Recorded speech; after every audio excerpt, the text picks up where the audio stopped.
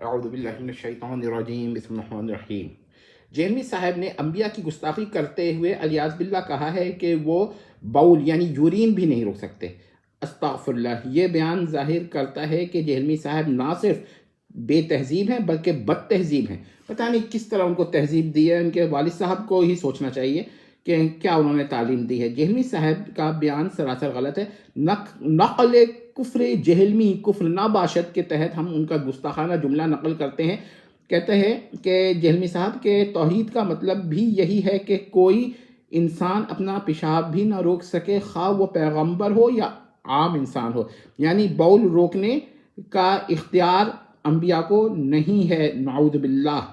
اچھا، تحقیق اس پر ہے، اور اس پہ کیونکہ بہت سارے لوگوں نے اعتراض جہلمی صاحب کا کیا ہے، لیکن انشاءاللہ ہم تحقیق دے رہے ہیں کہ انسان اپنا بول ایک حد روکنے پر اختیار رکھتا ہے، البتہ اس کو محسوس ہوتا ہے اور وہ بول کرنا چاہتا ہے، یعنی کہ اگر آپ بہت دیر تک پیشاب نہ کریں تب بھی آپ اس کو روکنے کا اختیار رکھتے ہیں۔ البتہ ایک حاجت، ایک تکلیف سی ہوتی ہے جس کو انسان چاہتا ہے کہ وہ جا کر رفع حاجت کر کے اس سے تکلیف سے نجات حاصل کرے، تاکہ اس کو نہ کرنے سے جو تکلیف ہو رہی ہے اس سے بچت ہو جائے، ٹھیک ہے نا۔ ایک عام انسان کو کبھی شدت اتنی بڑھ جاتی ہے کہ وہ بول روکنے کا اختیار نہیں رکھتا، اور روکنا بھی چاہے تو بول خطا ہو جاتا ہے، یعنی کہ اس کا پیشاب جو ہے وہ اس سے نکل جاتا ہے، ٹھیک ہے۔ یہ دوسری قسم خلاف عصمت الانبیاء ہے۔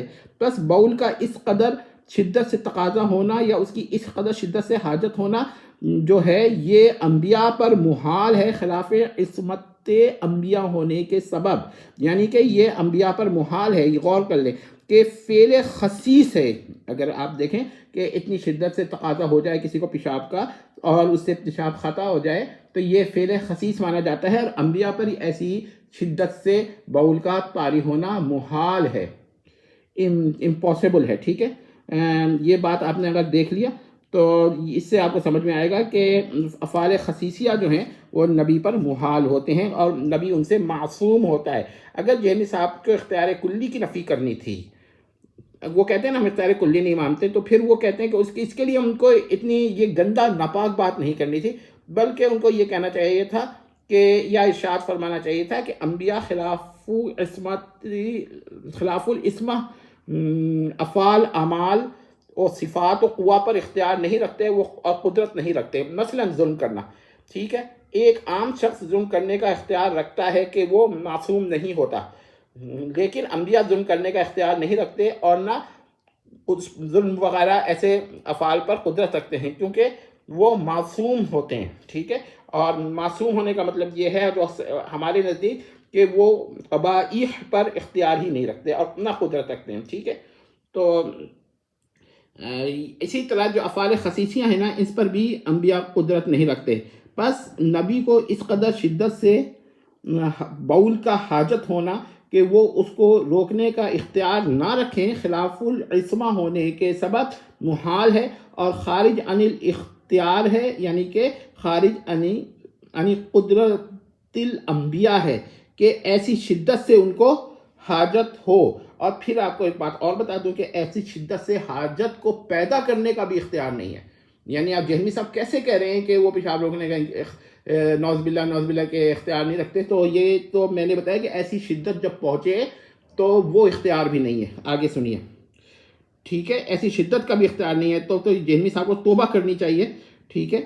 آگے یہ دیکھیں کہ اختیار ان کا، اب لطف کی بات یہ ہے کہ جہلمی صاحب ایک جگہ فرما چکے ہیں کہ اختیار پر تو ان کا جھگڑا ہی نہیں ہے، وہ تو صرف یہ کہتے ہیں کہ آپ ان سے دعا نہ مانگیں، یہ نہیں کہتے کہ اختیار پہ کوئی جھگڑا ہے۔ تو اس وقت کیوں اتنا بڑا جھگڑا پیدا کر رہے ہیں، اتنی گندی مثال دے رہے ہیں؟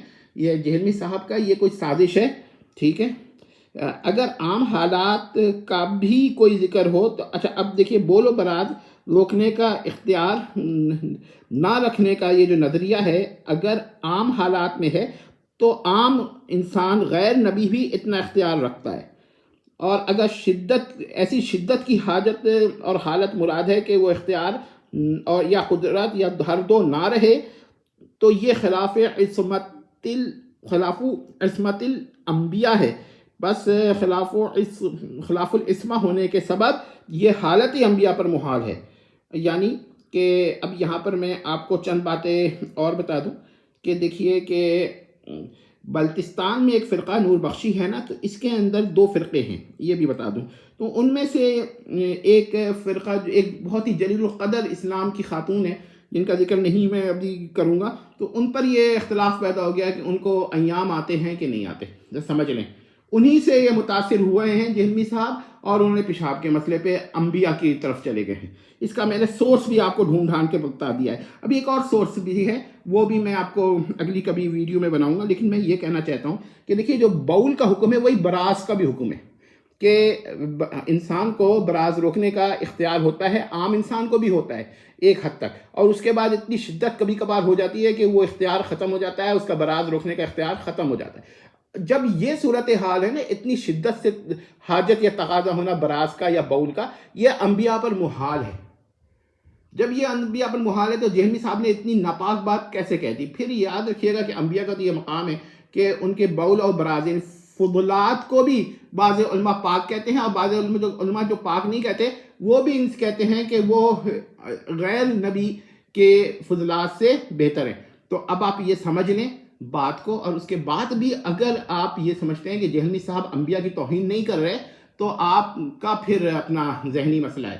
اس کے بعد یہ کہ میں علی الاحسن نقوی سے کہتا ہوں کہ آپ بے شک جہلمی صاحب کو کتنا بھی مانتے ہوں، لیکن اگر آپ کے دل میں ذرا بھی انبیاء کی محبت ہے، یا ذرا بھی آپ کے دل میں کیا کہتے ہیں رسول اللہ کی تعظیم ہے، تو آپ جہلمی صاحب سے الگ ہو جائیں. یہ میں اس کے بعد علی الاحسن نقوی صاحب سے کبھی کوئی بات نہیں کہوں گا، کیونکہ اگر وہ اس پر بھی جہلمی صاحب کا ساتھ دیتے ہیں نا، تو پھر ہم یہ کہیں گے کہ وہ بھی کیا کہتے ہیں نا جہلمی صاحب کو اتنا بھی نہیں سمجھ رہے کہ اتنا ہی کہہ دیں کہ جہلمی صاحب یہ آپ نے بہت بڑا غلطی کی ہے، اتنا ہی کہہ دیں نا، تو ہم یہ کہیں گے کہ چلو جہلمی صاحب کی بدزبانی سے ان کو اتنا تو احساس ہوا کہ اتنی تو ان کے دل میں رسول اللہ کی محبت ہے.